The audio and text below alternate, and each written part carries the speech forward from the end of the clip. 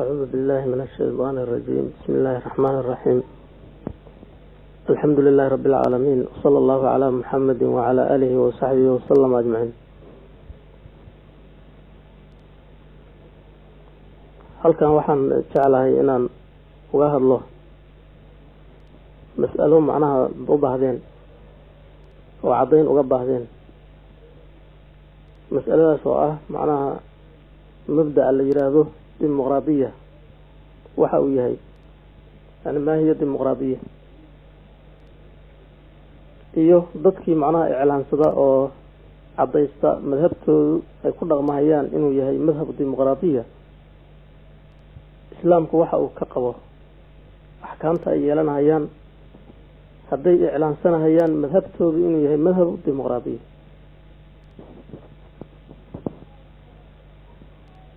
marka arrintan waa arrin aada iyo aada u baahan in loo fahmo, maxaa yeelay dad badan oo islaam sheegta yaan baas u arkaynin in haddana islaamka ay la sheegtaan madhab dimuqraadiya, iyagoo odhanaya muslimiin baa nahay, diintaydu waa diinul islaam, bay haddana xaraj uma arkayaan inay yidhaahdaan haddana madhabta aan ku dhaqmayno waa dimuqraadiya inay yidhahdaan, ama dawladdu ay laba baxdo oo tiraahdo waxaan nahay jumhuuriyatu dimuqraadiya, yani jumhuuriya dimuqraadiya nahay, yani jumhuuriyatu fulan adimuqraadiya, jumhuuriyaddii magaca lahayd oo reer dimuqraadiyada ahayd, in la yidhahdo waa arrin iska noqotay wax macruuf ah yani casrigan. qofka marka doonaya inuu muslim ahaado oo jaanib walba noloshiisa ka mid ah, midka maaragtay sirdiga ah oo shaksi ahaantiisa waxyaabaha shaksi ahaantiisa uu laazimayo raba inuu allah ugu hoggaansamo, jamaacada uu la nool yahay iyo ummadda uu ku dhex nool yahayna sida uu la dhaqmaayo doonahaya inuu noqdo dhaqankaasi mid ku salaysan islaam hoggaansan. qofka sifadaa le marka oo muslimnimada ah oo doonahaya shu-uunta macnaha noloshiisu dhanba inuu waafajiyo shareecada islaamka, qofka isaga marka waa inuu fahmo marka dimuqraadiya waxay tahay, wax islaam lala sheegan karo ma tahay, mase waa wax lid ka ahoo labadaa mid ina u guurtid mooye aan la kulmin karin. in islaam la ahaado oo islaam la sheegto iyo in dimuqraadiya la sheegto haddaan waxba ka dhaxayn, ama ay yihiin laba madhab oo isku mid ahoo la wada sheegan karo, oo qofka odhan karo muslimna waan ahay dimuqraadina waan ahay oo odhan karo. taa markaa qof walbo muslim ah macnaha oo doonahaya inuu islaam noloshiisu dhan ku saleeyo waa daruuri inuu marka macno maaragtay cad uu ka og yahay maarata dimuqraadiyada u fahamsan yahay waxa loola jeedo.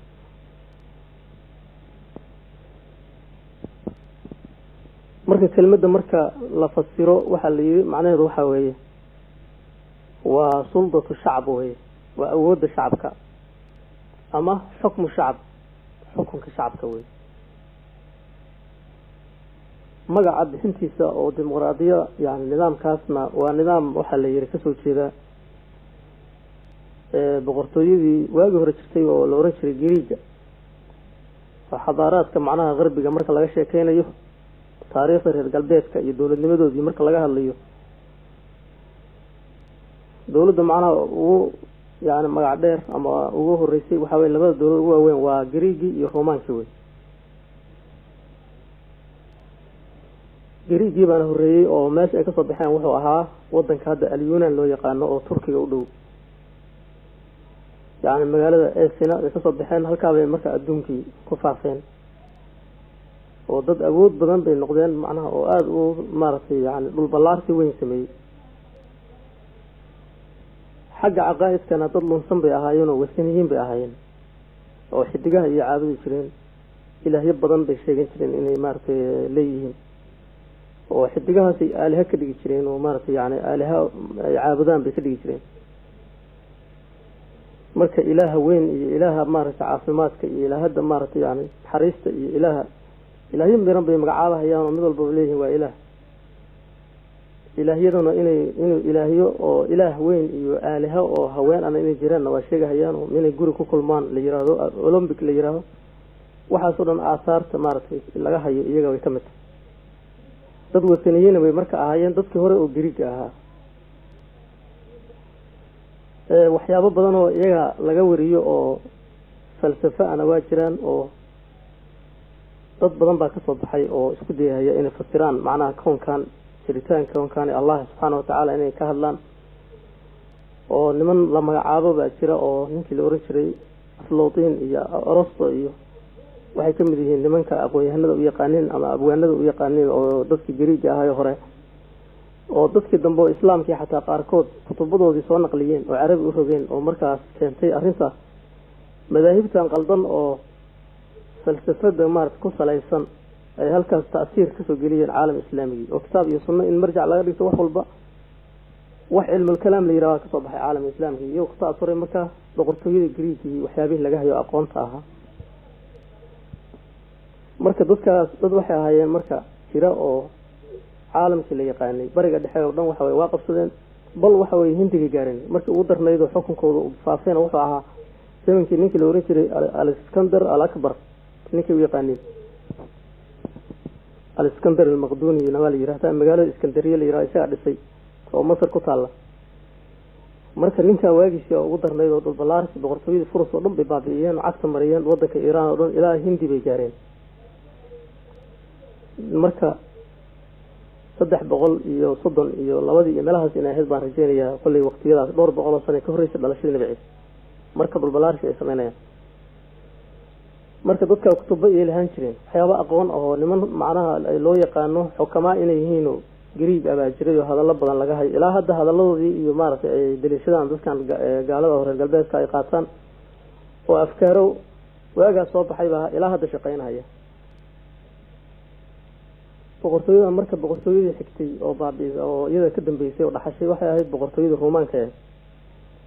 iyadana meesha ay ka soo baxday waxay ahayd wadanka yaani Talyaaniga bay ahayd magaalada Roma halkaas marka iyaguna ku faafeen oo intii Giriig u fadhiyo dhan bay ku fariisteen muddo badan bay marka soo jireen Roomaanku oo aqoontii Giriigina way ka dhaxleen wixii aqoon ahaa marka madhabtan dimuqraadiyada waxa si dhab ah u tadbiiqiyay oo ugu dhaqmay waa Roomaankii macna laakiin bilowgii hore iyo asaaskii hore waxa iska lahaa Giriig iska lahaa magac bixinta laakiin waxa la yiri waxa si fiican u dabaqay oo noloshooda macna ku saleeyay waa dadkii boqortooyada dambe Roomaanka ahaa ay ahaayeen iyadoo aan la oranaynin boqolkiiba boqol macna waa ku saleeyeen laakiin waxa weeye dadka boqortooyada Roomaanka dhanba waxa la yiri waxa u qaybsan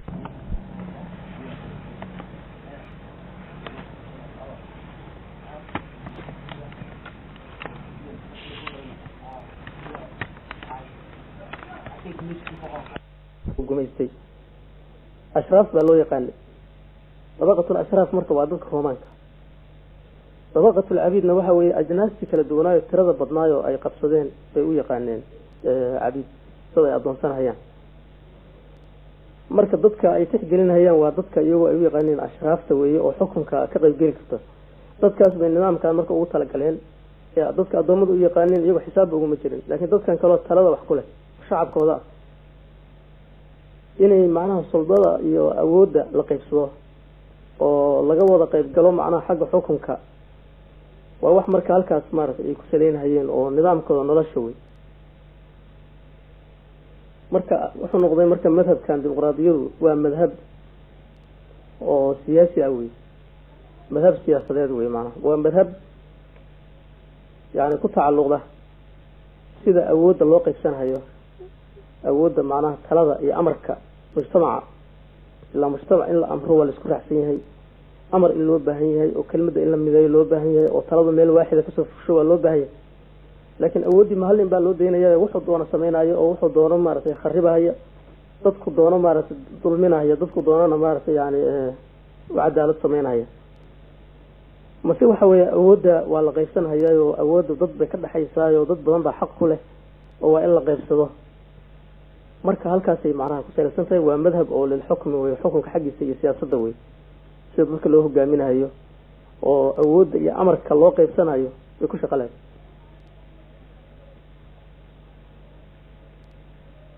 marka asalkeedu waa sidaas dadkii ay kasoo fushayna waa dadka gaalada ah marka hore oo dadka Greega iyo Roomaanka labadaba kufaar bay ahaayeen Roomaanku intoodii hore iyaguna wasaniyiin bay ahaayeen oo samankii xataa uu soo baxay Nabi Ciise alayhi salaam wasaniyiin bay ahaayeen waayadii dambe waxaa soo baxay nin Qasdandiin la oran jiray oo sheegtay inuu madhabtii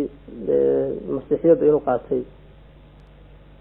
oo isku dayay waliba awood inuu isticmaalo oo firqadii badneed oo masiixiyiinta kuwa sheeganaya yaani diinta Nabi Ciise ay u kala baxsanayeen inuu mideeyo isku dayay oo majmac qabtay oo dadkii kulmiyay cilmiga lahaa markaas ay noqdeen dad aad u tiro badan oo 2,000 gaaray markaas aragtiyooyinka ay soo bandhigeen oo Nabi Ciise waxa laga rumaysan yahay iyo fikradaha badan oo Kirishtaanku qabaan waxa la waayay wax xaqsan oo badan intaas oo nadariyada meeshii timid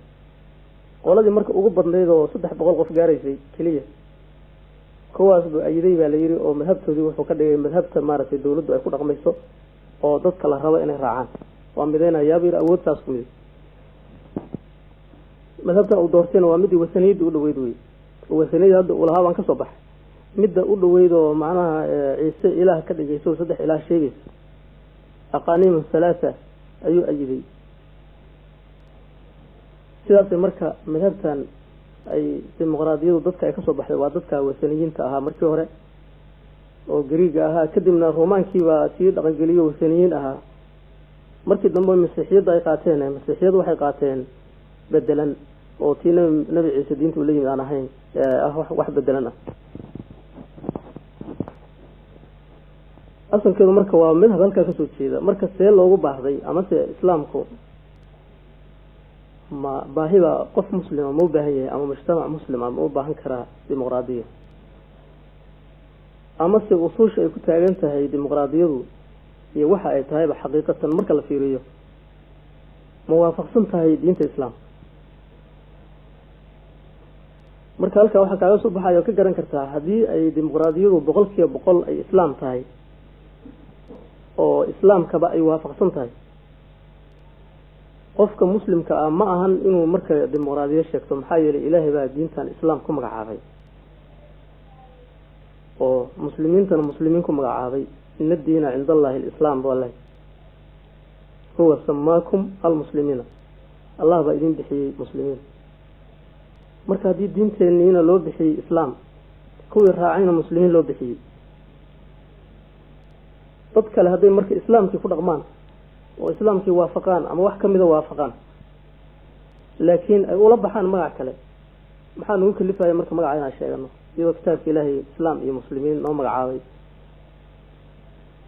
hadii marka dimuqraadiyadu ay tahay qayb kamida islaamkii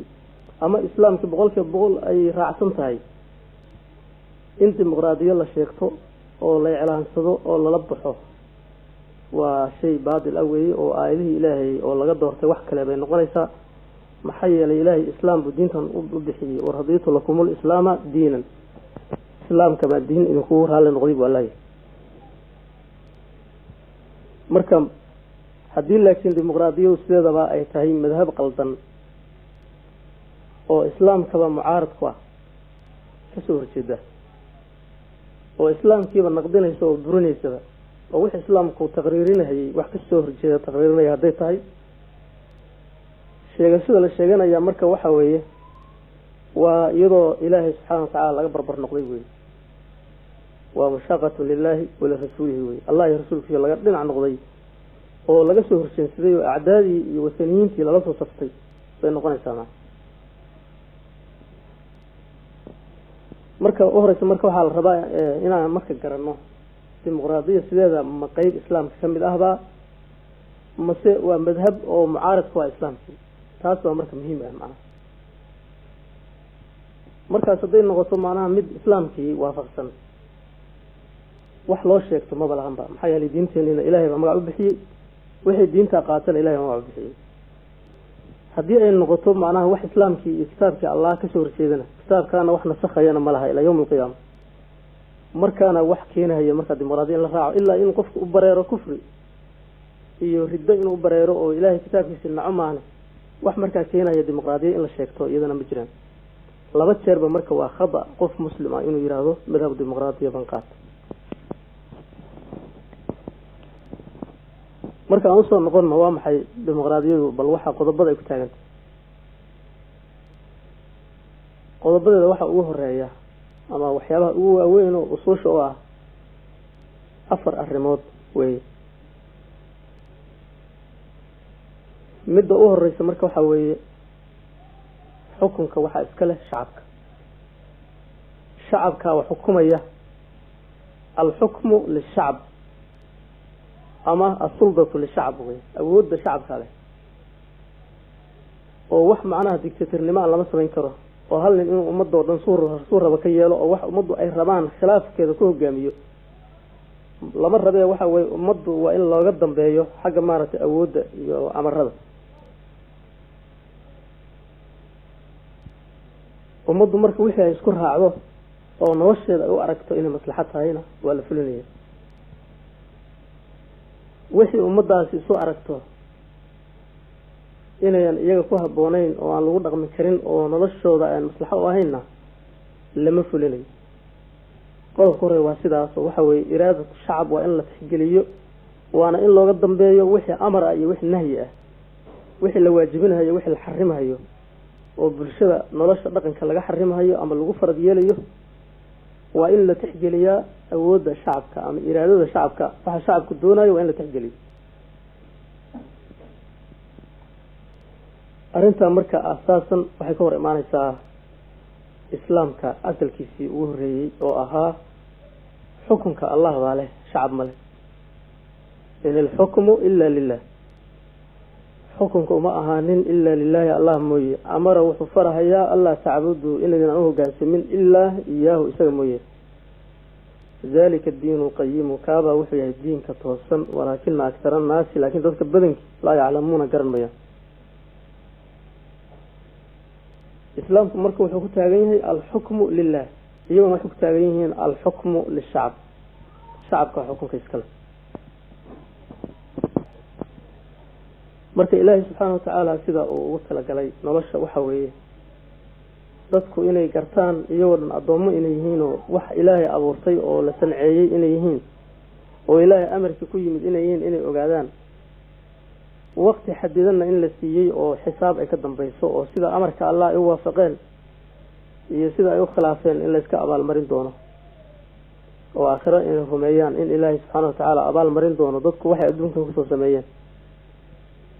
nolosha inta ay nool yihiin inay adoomo noqdaan oo Ilaahay amarkiisa ay sugaan أمرك الله كيما أنا وأركان إنه خير يويه الدنيا خيرا سيدرد المرك الله سبحانه وتعالى وملك وبقر تسكن وعديد الضموي إلهي سبحانه وتعالى لما تشنا هي ضدك وحوي وح قدمتها سوى اسكو قري إنه وح يجا مارس وناجو ذا إنه أسود الجيل فضل إلهي نوين مرك إلهي ضدك وحو أمره يا أيها الذين آمنوا سيدا يلا بل يا أيها الذين آمنوا هيلنا سدا يلا سدا هيلنا كسو تشدا بل إنا سدا يشان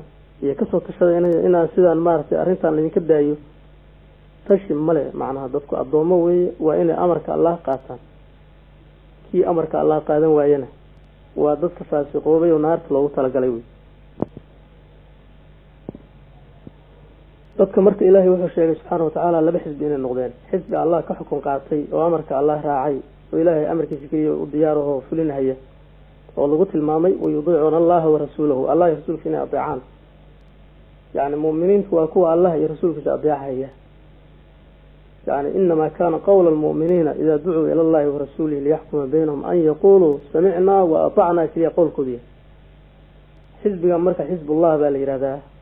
أولئك حزب الله ألا إن حزب الله هم المفلحون حزبنا وحوي وحزب الشيطان وكوا كتشن سيدي أمرك الله وي أو الشيطان كراعي وي أو ولي كدك سوي حكسدي وأمرك الله خلاف كيسي شيطان كراعي وي يجينا حزب الشيطان باليدا لبدا فريق بالكار نقنا هي وفريق في السعير قيدنا النار بلا غير الجنة إلى سيدي لا ينور شيء هي مركز ديمقراطيتنا وحي لا هي الشعب كوين لا تسجلي halka marka waa lagu kala tagay shacabkii baa la tixgelinayaa shacabku waxay doonaan bay marka dastuur ka dhiganayaan markii dadku dimuqraadiyo noqdaan shacabkii baa قوانين صوت تصحيحين هيا oo shacabkii waxa way qabaa'ilkii dad bay soo dirahayaan wakiil ka ah ama goboladii waxay soo dirahayaan dad wakiil ka ah nimanka nuwaab baa la yiraahdaa baarlamaanka fadhiyaan sharciga dadka lagu dhaqahay iyaga la soo hordhigaya iyaga marka saxiixinaya kana ka daaya kana ku dar hadii la isku qabto oo isku khilaafaana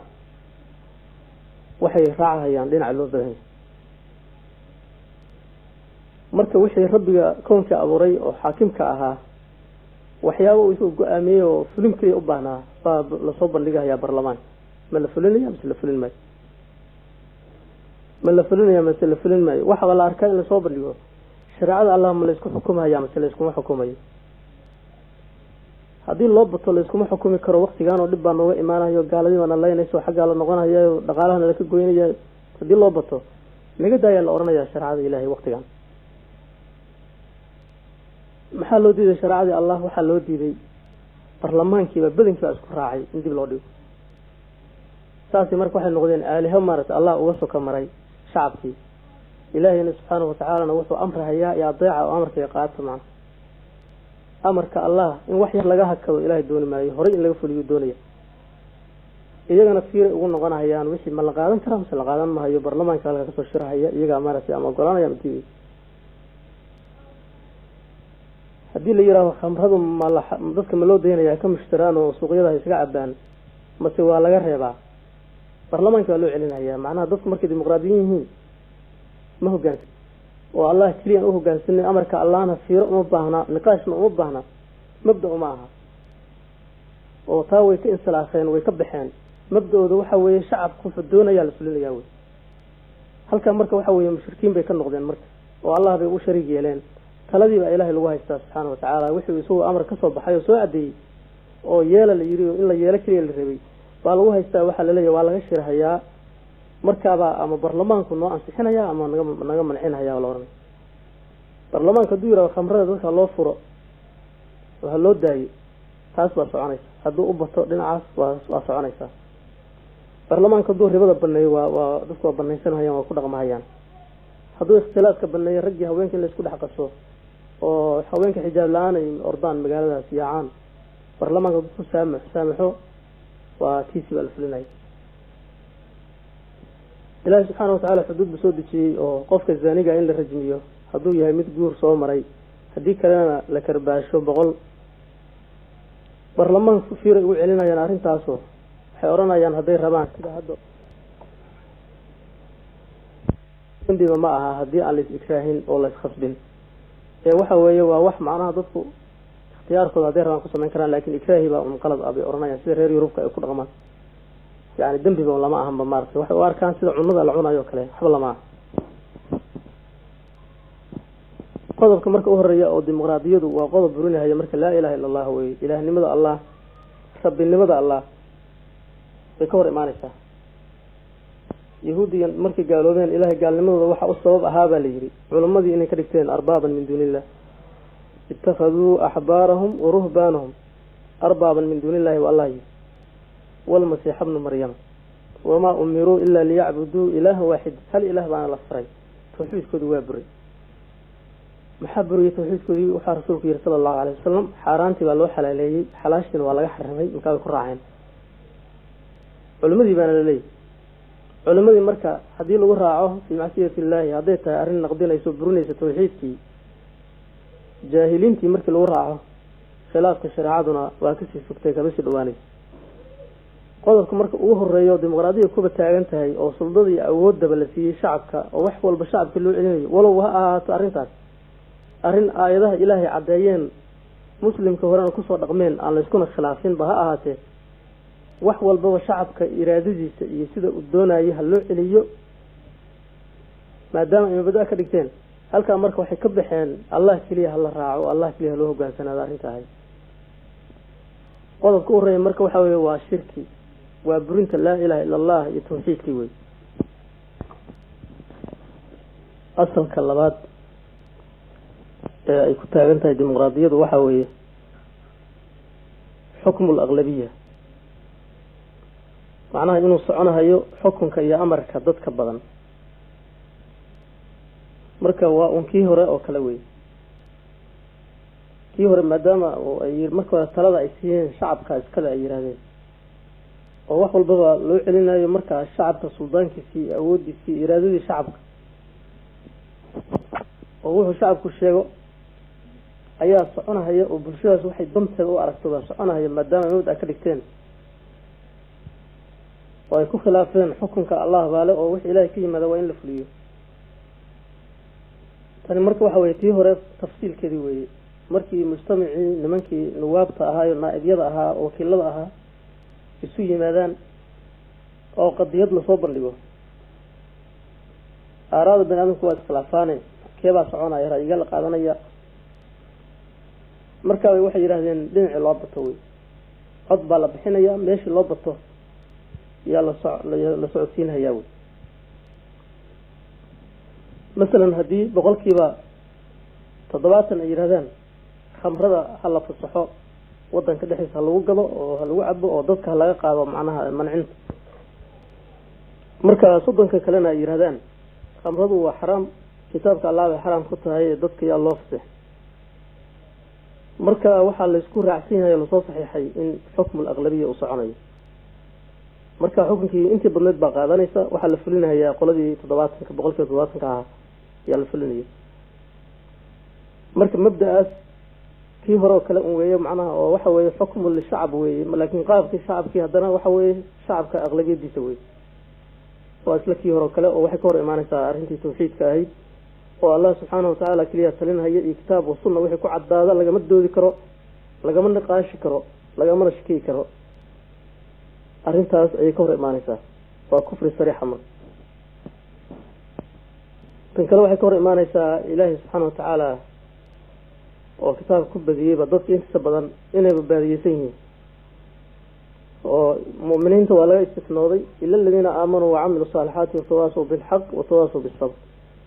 xalay innal insana la fi khusr banaamku waa khasaaray marka waxa laga istisnooday kuwa afartaas fale ولكن أكثر الناس لا يؤمنون ولكن أكثر الناس لا يعلمون وما أكثر الناس ولو حرصت بمؤمنين وما يؤمن أكثرهم بالله إلا وهم مشركون يعني إلا الذين آمنوا وعملوا الصالحات وقليل ما هم وقليل من عبادي الشكور marka dadku sidii u badan yihiin inay baadiyaysan yihiin baa quraanku cadeynaya oo aayadka noocaasna way ka hor imaanaysaa حكم الأغلبية وإن الله راعه دليل هذا أغلبية أنت ربنا بنآمنك والنسيه بإله نوشيه سبحانه وتعالى إسلامكم مركوثوا عضينها يا وحوي حقا هلا راعه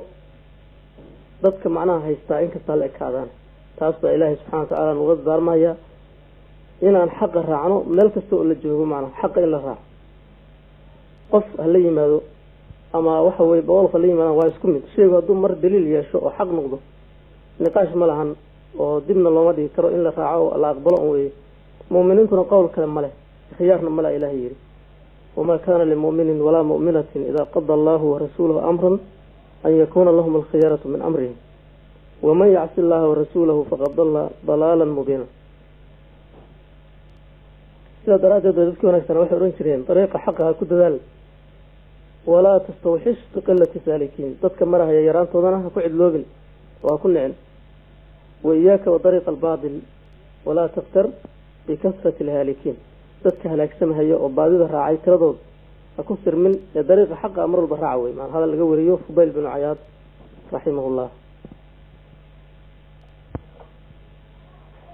لبدا أصل واحد صرع لبدا أصل كلها الحكم للشعب إيوه حكم الأغلبية واحد صرع هي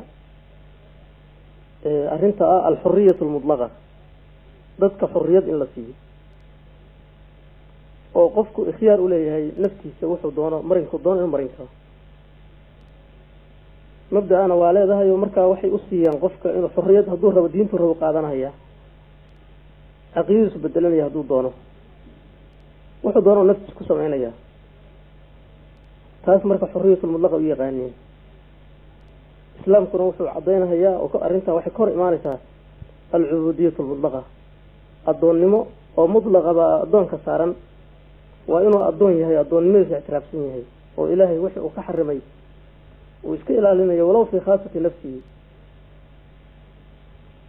marka hadii hadda qofku uu diintii ka baxo oo diin kala qaato dimuqraadiyiintu waxay leeyihiin xorriyad buu leeyahay khiyaar buu leeyahay islaamku laakiin wuxuu leeyahay waaridooday hal dilo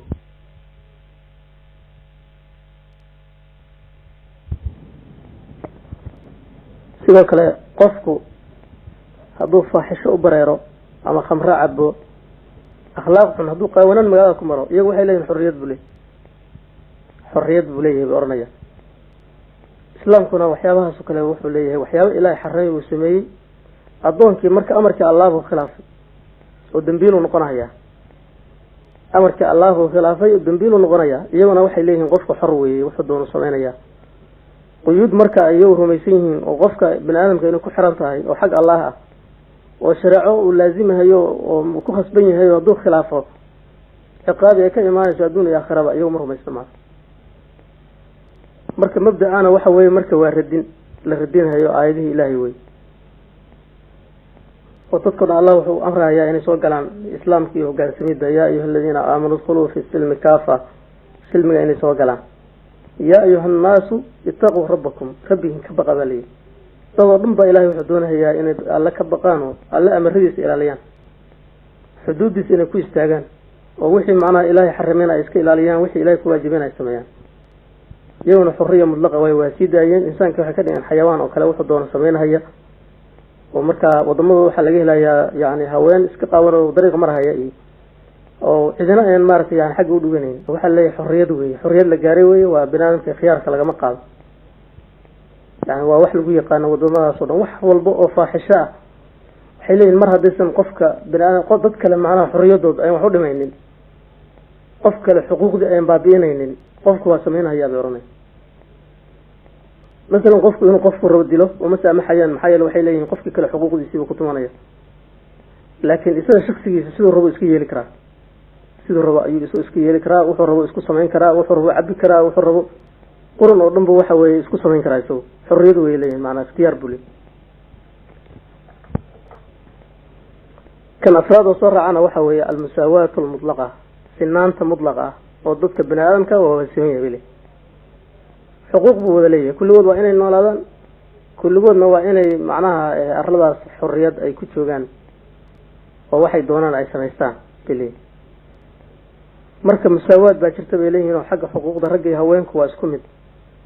حق معناها مسلم يقال واسكمد حقوق المواطنة بودلية كل وضع كوز دقيهن مركب وين كل وضع حقوق النوان marka halka waxay soo keenayaan mid kristaan sheeganaya iyo mid yahuud sheeganaya iyo mid islaam sheeganaya isku xuquuq baatiin walaalaatihiin hal wadan baa wada joogtaan halka yaani wadankeena difaacda oo walaalo noqda oo barlamaan sameeysta oo halkaas talada ka wadaag way ku walaaleenayaan marka wixii kala diin ahaa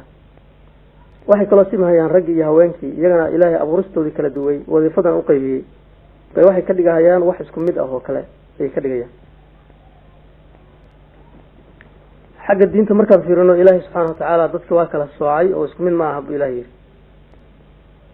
يعني أم حسب الذين اشتروا في السيئات أن نجعلهم كالذين آمنوا وعملوا الصالحات أفنجعل المسلمين كالمجرمين بإلهي المسلمين تمحن كيالي الناس إذا ظالمين تمجرمين تمحن كيالي الناب إلهي وما يستوي الأعمى والبصير بإلهي اسكم من ما أقف عند الله وعندها حوكا أركين وبصير الله هنا وقالوا بي هي بصير وحركة هي مسلم أو هنوني اسكم من ما أحب إلهي سنانتي مرك إلهي وأودتي لما سمي كرو لبضاه إني وحسكو درسدان طلائي عبادنا إلهي وأودتي وعبادتي كلا تقبال يري لكم دينكم ولي الدين لما لا حكتن كرو أو لما قرابسن كرو أو ولاية اللوم ديبان كرو إلهي وحير يا أيها الذين آمنوا لا تتخذوا آباءكم وإخوانكم أولياء إن استحبوا الكفر على الإيمان مرة دي قال لما دورتان أبيال يا ولا ليال هدو يسنين اللي يروا أقرباها كدي قال لنا رجع هوان كان إلهي سبحانه وتعالى أبورسه يكلا دوي يسكو أود يسكو قود معه يسكو فكرة يسكو عقلنا معهم وحوي ولا كلا دوي ولا كلا فضلي ويفجر أقول مدل بالوجهي هوان كان عرورتي يا كرنشوه إيوه ما دام يجعل أبورها يو إنه جنها يان يو دور كسارها يان حريصة لو بدي عاطفة لو بدي ممكن وحوي حاجة فكرة دمارتي معنا وهو الريان oo maadaama hawshooda ay u baahan tahay hawl yani fakar u baahan oo mujtamacii oo dhan hogaamintiisii iyo taladiisii iyo wax soo saarkii maadiga ahaa iyo loo diray sidaa daraaddeed baa ilaahay wuxuu waajibinayaa haweenku marka nimanka qabaa inay adeecaan ayaa la waajibinayaa nimanka lama amrin inay haweenka adeecaan bal waa laga nahyinaya maba liibaanahayaan baa nabigu yidhi alayhi salaatu wasalaam qoomkii haween adeeca lan yaflaxa qowmun wallow amrahum imra'atan liibaani mahayaan qoom talada u dhiibta haween baa nagu yahay halakat irijaalu xiina adaacat innisaa nimanka waxay halaagsameen markii haweenka adeeceen baa laga wariyey nabiga alayhi salaatu wasalaam marka ilaahay subxaana watacaala abuuristooda naga ogaa oo naga yaqaan nooga cilmi badan ayaa saas u nidaamiyey oo taladii nimanka u dhiibay arrijaalu qawaamuuna cala nisaa'i buu ilaahay haweenkana marka darajadooda waxa weeye inay daacadooda fiicnaato ay darajo ku gaarayaan oo ay ninka adeecaan oo macruuf ku adeecaan fasaalixaatu qaanitaatun xaafidaatun lilgaybi balay dimuqraadiyiintu laakiin waxa weeye waa wax indhala oo waxay yidhaahdeen waa qof iyo qof sagaal bilood dhasheen maadaama iyagu kitaab ilaahay ayan ku xukun tegeyn oo kitaab ilaahay marjac u ahayn waa isku mid bay odhanayaan taladay qaban kartaa madaxweyne noqon kartaa wasiir bay noqon kartaa wax walba ninku qabtay qabanaysa halkan marka waxay ku baabi'iyeen wadiifadii iyada loo xilsaaray oo ilaahay subxana watacaala uu ka ogaa tarbiyadii ubadkii inay maaragtay si wanaagsan u tarbiyeyso ubadkii o dhan bay la dagaalamaysaa maxaa yeelay haddayba ninkii la tartamayso oo wax soo saarkii kula tartamayso taladii kula tartamayso waxay noqonaysaa xoogga ninku kale inay u baahan tahay oo doonayso ilmaha kan marka uurka gelahaya oo xamligaana waa culays iyo ducfi weeye sida ilaahay inoo sheegay daciifnimo gaaraysa haweentii wey daciifnimadaas markaa la dagaalamaysaa uurkii o dhan bay nacaysaa tarankii banaadamka alaga ku go-aya marka arrin fidrada kasoo horjeeda wey marka la fadhiyo yani baarlamaanka oo dadka dimuqraadiyada aaminsan haweenta faasiqada oo faajirada ah iyo ninka sheekha weyn oo caalimka oo mufasirka ah waa isku qiimo isku cod weye yani isku cod weye waxaa la arkaaba meesha in haween codka la siiyo oo madax noqotaa laga yaaba oo taladii halkaa la wareegto waxaas o dhan waa ka suuroobaan xaraamna kuma aha macnaha shareecada dimuqraadiyiinta waa wax ugu banaan wey usuushaa marka ku taaganta ilaahi subxaana watacaalana waa inoo sheegay inayn sinayn macnaha raggii haweenka walaysa dakaru kal unsaa bu ilaahi ma sinna macnaha ragga iyo haweenku ma sinna oo waxay ka siman yihiin xagga takliifka macnaha in labadooda mukalifiin weeye ilaahay baa wax amray waajibaad baa la saaray nawaahina waa jiraan laga reebay labadaba xagga macnaha xuquuqda maaragtay waa siman yihiin oo mid walbaba waa in aan la dulmin waa inuu maaragtay wixii maalkiisii uu ku tasarufo waxyaaba badan oo waxa weye shareecada ka samaysaa waa jiraan laakiin markii la yidhaho yaa talada qabanahaya ma sinna macna markaas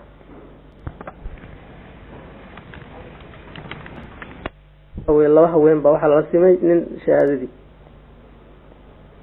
dhaxalkii sidoo kale waxa weye looma simin sababta waxa weye haweentu markasta iyadaa la kafaalo qaadahaya nimankii baa shareecada islaamka ku waajibinaysa inay kafaalo qaadaan oo wax siiyaan haddii xataa la guursado iyadoo maal leh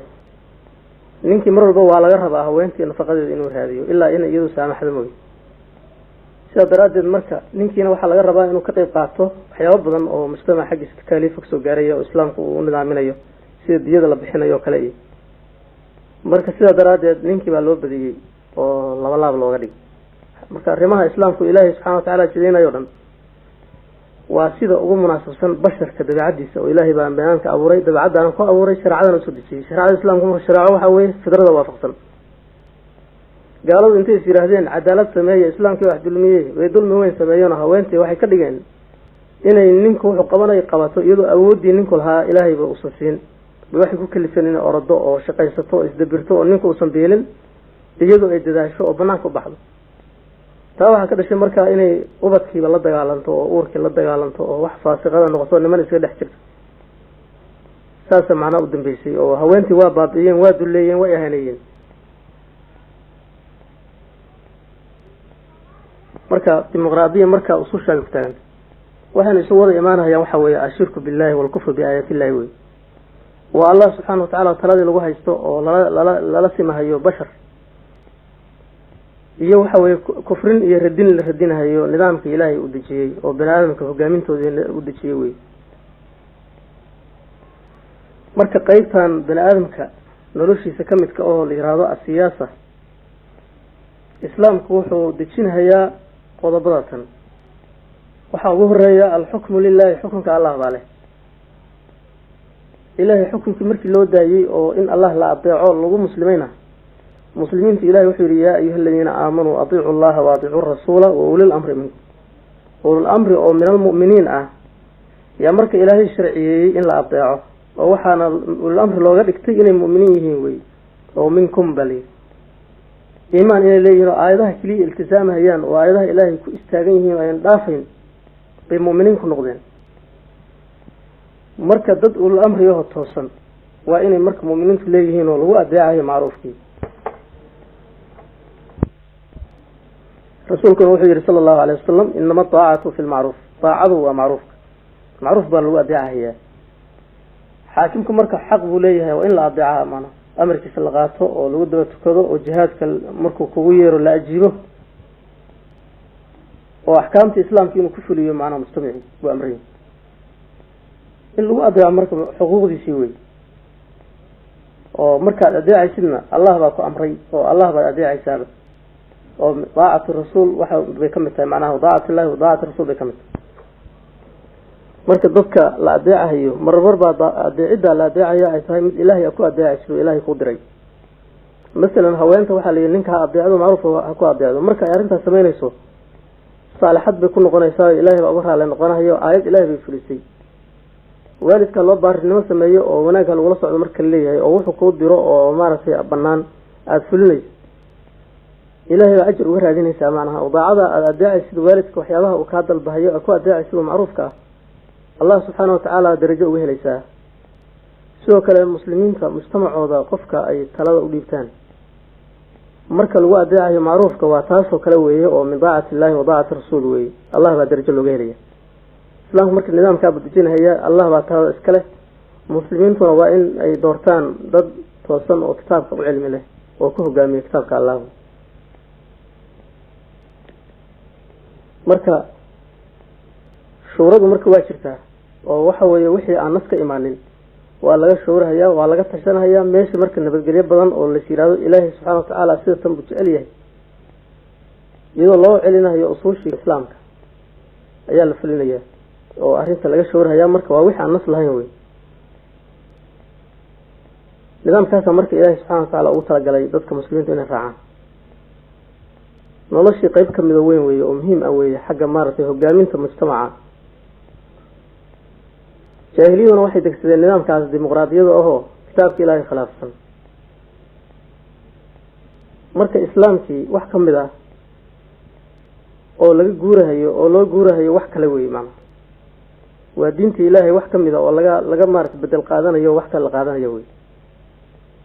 dimuqraadiya marka saasi waxay u tahay kufrun biaayaatillahi wey, iyadoo shirki oo ilaahay subxaana watacaala oo shariik loo sameeyo shacabkii lala simay oo la yiri suldaanka shacabkaa leh. iyo haddana waxa weeye nidaamkii ilaahay nolosha u dejiyey qayb ka mid ah oo laga guurahayo oo wax kale lagu bedelanayana waa tahay waa raqbatu can alxaq wey, xaqiyo la nacayo wey, wax kale lagu dooranayo wey. saasay marka kufr u tahay. waxay kaloo kufr ku tahay istihzaa biaayaatillahi wey, oo ilaahay baa addoommadii wax amray markaasaa laleeyahay maya waa in baarlamaanku soo saxiixo, baarlamaanku waa inuu ansixiyo waayana waxa weeye waa la khilaafsanaanaya aayaddii, khilaafkaasaa lagu taagnaanaya. sida misaalkaan soo qaadanan oo kale khamradoo kale haddii loo baahdo oo dadka gaalada a u baahdaan ama wax kaloo xaaraama ay u baahdaan, macnaha waxa weye baarlamaankaas hadduu saxiixiyona waa la banaynaya, hadduu manciyana waa la mancinaya. maraykanku markii la dagaalamayeen khamrada markii hore o dhan waa la diidanaa baarlamaanku khamrada in la baneeyo maadaama caafimaad ku daranta. waagii dambena baarlamaankii baa fasaxay, markaasay xalaal ka dhigteen. go-aanku marka halkaasi kasoo fulhaya iyagu uma fiirinayaan kitaab allah iyo shareeco islaam uma fiirinayaan. waxaan islaamka sheeganayana markay gaalada raacaan sidii oo kale weye. waxaa la raaligelinaya laga cararaya waxa weye inay iyagu iskhilaafin oo dowladnimada dumin baa wax walba ka hormarinaya. sidaa daraaddeed ba haddii gaalnimadu wax ah ay keenayso mar in la iswaafaqsanaado gaalnimadaasay saxiixinayaan. arrin xaq oo islaam ah hadday keenayso qaarkood inay caroodaanna qaarkaasaa la tixgelinaya hadday badan yihiin oo kale amarkoodaa fulaya. dimuqraadiya marka waa sidaasoo waa wax kufri ah oo raqba can alxaqi ah, kitaabka ilaahay la tuuray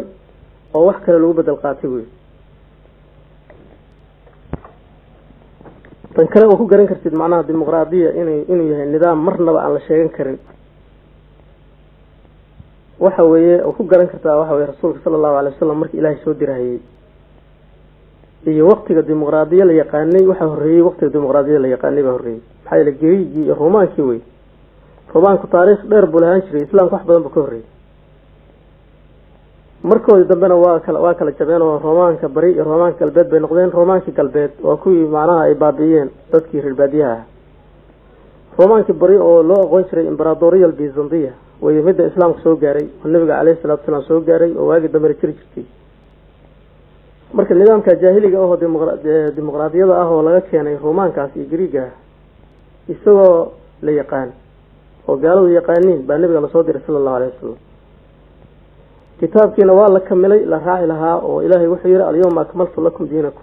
wa atmamtu alaykum ni'mati wa raditu lakum al-islam diinan kitaabka iyo sunnada marka ka fiiriyo bal meel yar oo laga xusay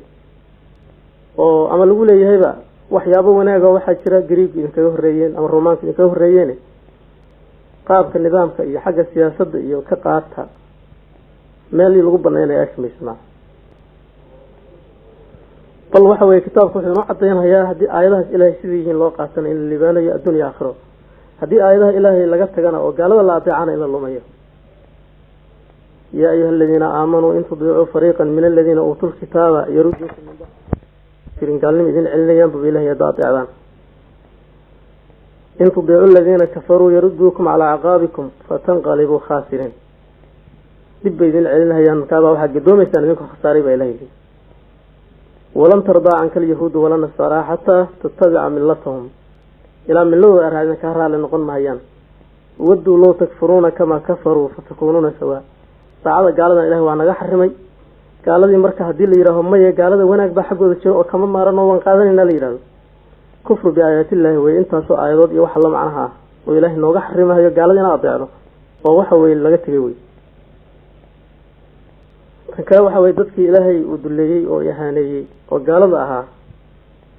oo la karaameynayo way macallimiin laga dhiganayo qudwo laga dhiganayo uswa laga dhiganayo way oo ilaahay subhanahu wa ta'ala kan hadana waxa weey waa meel kale laga soo horjeedo Allah subhanahu wa ta'ala dadkii ilaahay uu lacnaday uu fogeeyay oo yiri ka fogaada oo loo dhawaanayna waa tahay oo muwalaadul kufarna waa tahay gaaladii laga wali yeelanayo maxaa yeelay marka dimuqraadiyada aad jeclaatid khubaraaba uga baahanaysaa oo dadka inaad soo bartid baa looga baahanayaa qawaaniintooda in la bartaa looga baahanaya iyagii marka macallimiin baa laga dhiganaya waa la karaameynaya waa la xigsanaya waa laga wali yeelanaya intaas wajiba waxay ku tahay marka kufur bi aayatillah haddii marka ay wax khayr leedahay maadaama ay iyadoo dhanba aaskeedu ka horeeyay islaamka wax wanaaga macnaha haday leedahay ilaahay baa kitaabkiisa ku xusi lahaa ama nabiga kaleey salaatu wasalaam baa dardaarmi lahaa oo sheegi lahaa maadaama labadiiba aan lahayn waxa garanaynaa inay marka dimuqraadiya ay khasaaro tahay iyadoo dhanba kufr ba waxa inay tahay oo qof muslim oo soo sheegan karin ayaa ka garanay shubahaadka marka ay sheegaan kuwa dimuqraadiyada aaminsan waxa kamid ah dimuqraadiya waa tashi shura way shurada islaamka kala way beerada taas marka dadka aan islaamka aqoon oo jahalada ah baa lagu siraaya islaamku tashi waa qabaa oo shurka waa amaanaya nabi wala amraya alayhi salatu wasalaam wa shaawirhum fil amri bali sifada muuminiintana waxa la yiri waa amruhum shura baynahum laakiin shurada islaamku ma aha dimuqraadiyada jaahiliyada ma aha dimuqraadiya waxay ka shawrahayaan ba waxa kamid ah taxliilkii tahriimkii xagga Allah laga soo go'aamiyay bay fiiro ugu noqonayaan oo qaarna diidayaan qaarna yeelayaan darrada maxaa yeelay ma hoggaansamin laakiin shurada islaamku waxa weeye wixii nasle oo cadaaday oo ilaahay uu bayaamiyay ama rasuulku bayaamiyay fiiro loogu noqon maayo waa la fulinayay kaliya waxa la iska arkayaa wixii aan nas lahayn arrintii timaado oo horeyna aan looga hadlin oo quraanka cadeyn xadiisuna cadeyn ama arrin macnaha nas oo naski laakiin fahmo kala duwan banaadamka u qaadan karo oo la isku khilaaf karo yaa lagu mideynayaa kelmadda islaam shurada islaamku waa intaas macna oo saasi saxaabadu u fahmayeen markii dagaalkii ahzaab nabiga kaleey salaatu wasalaam uu dabcan inuu qadfaan la heshiiyo oo timir u ballan qaado oo marka ay ka laabtaan goobta dagaalka labada saacad baa rasuulku u yeeray waa la tashaday markaa waxay yidhahdeen rasuulka allahuma arrin ilaahay subxaana watacaala amray baa mase waa arrin adigu aad jeclaatay inaad samayso mase waa arrin ijtihaad ahoo dadaal ahoo maarata macnaha anagu aan wax ka oran karno markaasuu yidhi waa arrin macnaha anigu aan islahaa dhibka uga qaad dadkan maadaama carabtii oo dhan ay isugu tegeyso kaabay diideen macnaha waxay yidhahdeen yeelimay sidoo kale dagaalkii beder markii meel rasuulku yidhi hala dego sala allahu alay wasalam saxaabigu wuxuu yidhi arrintan ma arrin waxyi ah oo xagga allah ka timid ba mase waxa weeye waa dagaal iyo khiyaano dagaal xeel dagaal waa dagaal iyo xeeladiisi miya kaasuu yidhi waa dagaal iyo xeeshiisi wey markaaba wuxuu yidhi rasuulka sala allahu alay wasalam meeshan lama degaayo buu yidhi hala guuro ceelasha la tago ceelashoo dhan hala xabaalo hal ceel ha laga soo reebo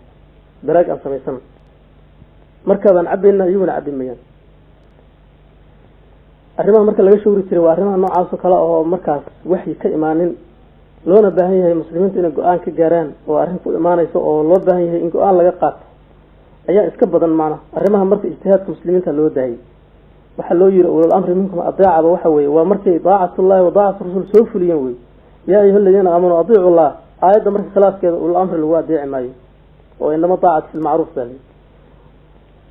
wa adiicu rasuula layi rasuulka amarkiisii caddaa oo mutafiqa ahaa saxiixa ahaa oo waxaa iska jira akhbaar macnaha aan la hubin nebiga inuu yiro daciif ah laakiin akhbaarta saxiixa oo nebiga ka timid caleyhi salaatu wasalaam oo aan la naskin khilaafkeeda hadduu ku amro lama yeelahaye inama daacat fi lmacruuf baa u daliila markii labadaa la adeeco waxa weeye ulul amri minkum waxa weeye iyagana majaal dhan baa u furan oo waxyaabo badan baa jira oo u baahan in laga go-aan laga gaaro oo muslimiintu ma maanta jihaadahayaan mase bisha soo socotay jihaadahayaan mase sanada dambe jihaadahayaan kulli go-aamo loo baahan karo wey marmarka qaar waa in looga dambeeyo meesha jihaadka laga bilaabahayaa ma cadowga kaasa mase waa cadowga kaasa waxa weeye go-aanka waa inuu ka yimaado dadka ulul amriga arrimo tiro badanaa jiro aan la xisaabi karinoo mid walba u baahan macnaha go-aan in laga gaaro aayad cadaynaysa oo odhanaysa qole heblaha laga bilaabo ama qole heblaha laga bilaabo ama bishaha la dagaalamo ma jirto ijtihaad wey ijtihaadkaas iyo arrimaha noocaas kale laga shawrahayaa oo sida maslaxadda la fiirinhayaa markaabaa la hogaaminaya waa iyadoo allah iyo rasuulkiisa lasoo adeecay oo qur-aankii la fuliyey xadiistiina la fuliyey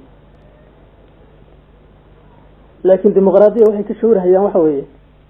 wax ilaahay ka hadlay bay ka shawrahayaan markaabaa haddii u bataan kuwa odhanaya hala khilaafo oo hala iska daayo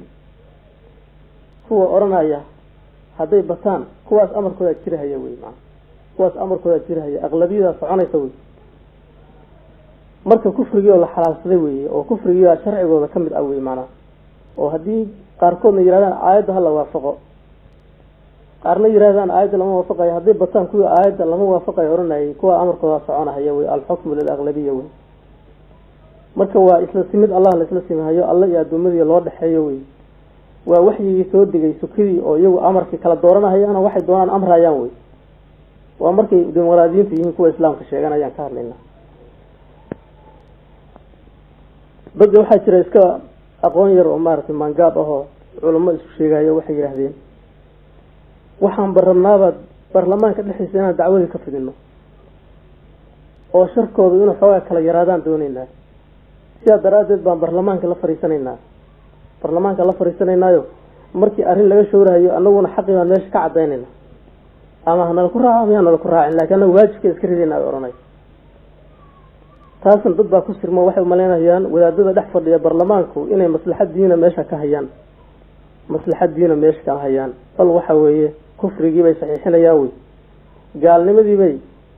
wax lagu dhaqmi karo oo banaan diin ahaan bay u muujinayaan maadaama iyaga culamo ahaayeen oo cilmiga looga dambeeyey haddayba baarlamaanka fariisteen baarlamaanku in la fariisan karo oo dimuqraadiya la isku xukumi karo ayayba macnaha camalkoodii ay ku burhaamiyeen oo ku dhaqangeliyeen wey macnaha waa ku muujiyeen oo lisaanulxaali afsax min almaqaal dhaqanka ay sameynayaan baaba ka cad maaragtay aada uga caddahay maaragtay in la hadloba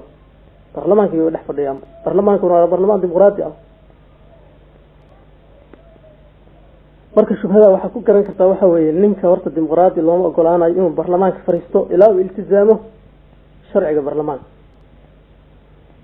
waa inuu kaa ogol yahay oo raacsan yahay sharciga baarlamaankuna wuxuu leeyahay aqlabiyadda amarkeeda ayaa la fulinayaa baarlamaanka odayaasha isugu imaanaya dhinacii ay u bataan ayaa sharcigii noqonaya haddii la yidhaho qodobkaas ummadda maku fulina qodobkan uu yahay qodob ka hor imaanaya aayadaha ilaahay waxaa la fulinayaa baarlamaanku dhinac u bato weyma marka nin walba halka fariisanaya ama sheekh ha ahaado ama wax kale ha ahaado marka hore wuxuu soo ogolaaday nidaamka baarlamaanka inuu raacayo xukmul aqlabiyya inuu raalli ku yahay kufrigu marka raalli ku soo noqday qof kursiga soo fariisan maayo ilaa uu kufriga raalli ku soo noqdo oo xukmul aqlabiyya inay soconayso oo hadii laga bato inay raalli noqonayso oo aan dagaalamayn baad marka hore soo saxiixdayba ma tusaale ahaan waxaa mesela la soo jeediyey oo baarlamaanka la keenay ribadu waa xaraam aayado ilaahay baa xarimaya mujtamaca iyo ma loo banaynaya bangiga ma laga xarimaya waa loo banaynaya oo bangiyada inay dadku la mucaamalaan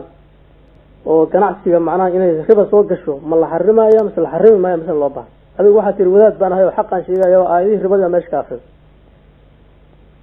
marka wax ku raaca weeyay oo 3 iyo 4 yaa noqoteen oo ummadii waxa isku raacday ribada laga maarmo waa nidaam caalami ah gaalada dhan ba ku dhaqanta marka faa'iido leeyahay waa nasasho mar iyadoo la iska fadhiyo ba faa'iido la helayaa bangigi lacag baa u soconay marka maba laga maarmo baa la yiri macna ma laga maarmo badatay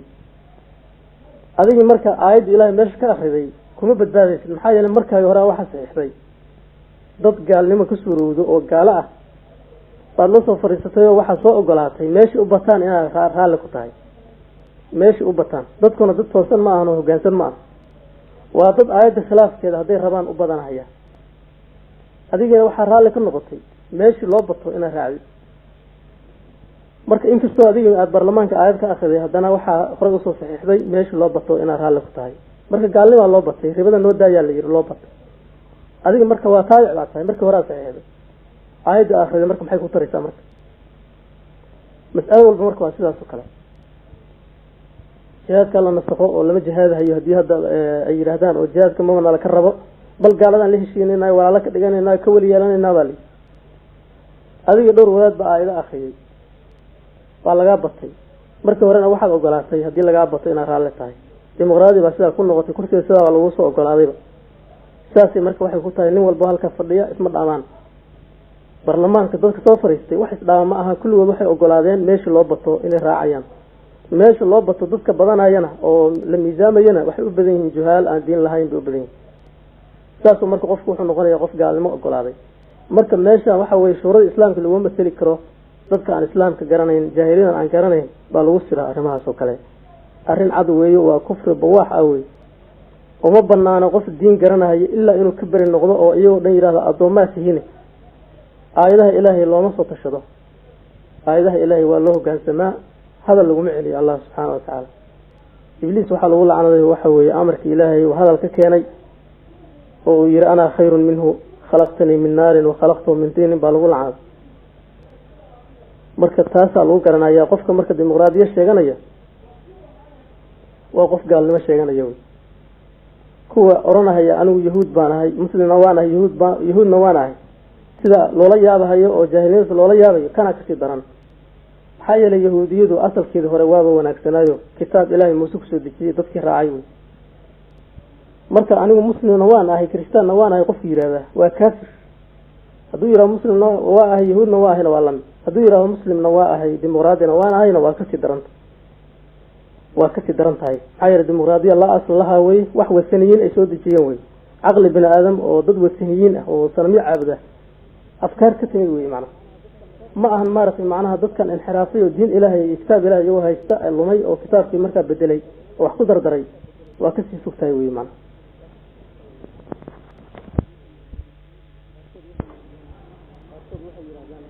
qaarkood waxay yiraahdaan dimuqraadiyadu waa madhab gaaladu ay dejisay laakiin waxaan ka qaadanaynaa inta islaamka waafaqsan inta gaalnimada waafaqsanna kama qaadanayno